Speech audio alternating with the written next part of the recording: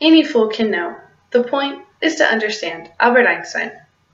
The popularity of sports and the emphasis of them on our culture has seen an increase. Most specifically, volleyball has seen a statistical rise in players and viewers. The at one time less popular sport has become the topic of more and more conversations. This is the perfect opportunity for you to learn a basic understanding of the game, just in case you happen to be there when a conversation about it arises, or if you happen to be watching a game. I believe that there are three main things to the basic understanding of volleyball. First off is the origin of the game and why it has seen an increase in popularity over the years.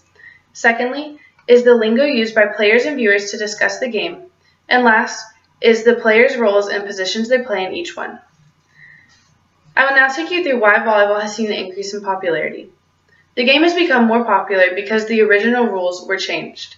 Created by William G. Morgan in 1895, the USA Volleyball site states that Morgan created the game off of a compilation of 4 other games.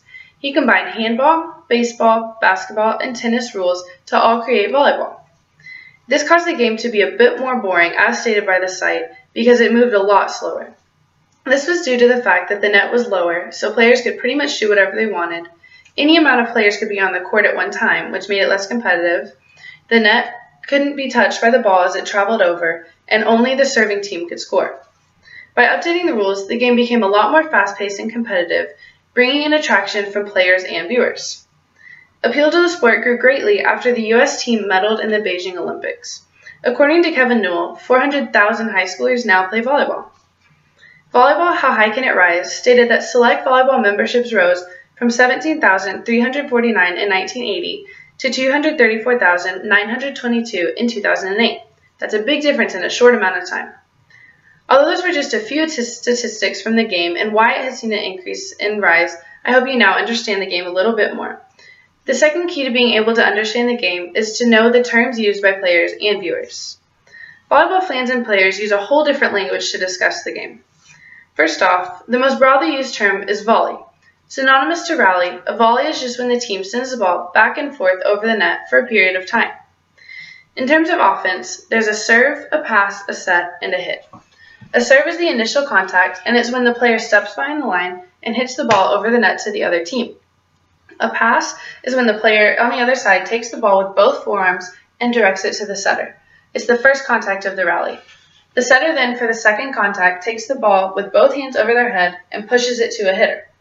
The hitter then does a 3-step approach, swings their arm back, and hits the ball to the other team with the open palm. Next is defense. In terms of defense, there's a block and a dig. A block can be between a middle and an outside, or a middle and a right side. And it's when the two girls go up together and push their hands over the net in an attempt to stop the other team from hitting. A dig is the exact same thing as a pass, it's just termed differently because it's off of a hard-driven ball hit from the other team.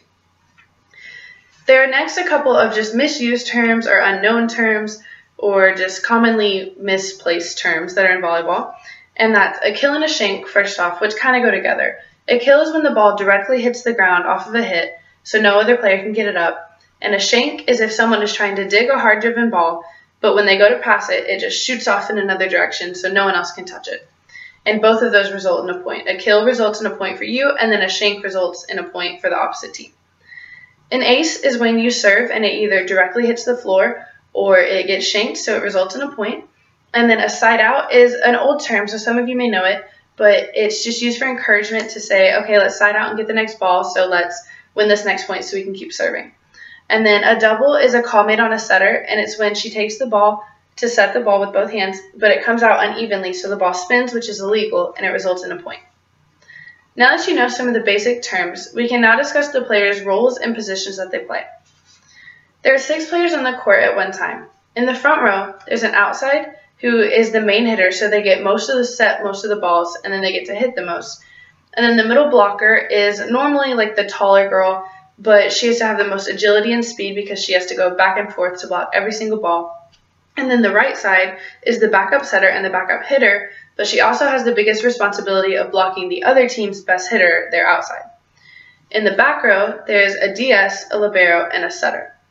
The DS is the defensive specialist, and she's the girl who only plays back row, and she plays in left back. And then the middle back is the libero, and the libero, according to Newell, means free in Italian, and she wears a different jersey, and she gets to run in and out of back row as many times as she wants without counting as a sub, hence free. And then right back as a setter, and she gets to touch every second ball and sets it to a hitter to hit. Now that you have received a basic understanding of the positions and the roles, hopefully you can now follow volleyball better. Today I discussed the 3 main points of volleyball, from the origin and why it has seen an increase in popularity, to the lingo used by players and viewers, and lastly, to the roles of each position.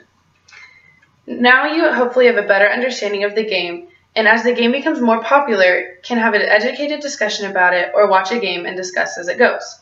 And now, as Albert Einstein said, hopefully you can understand instead of just being a fool and knowing.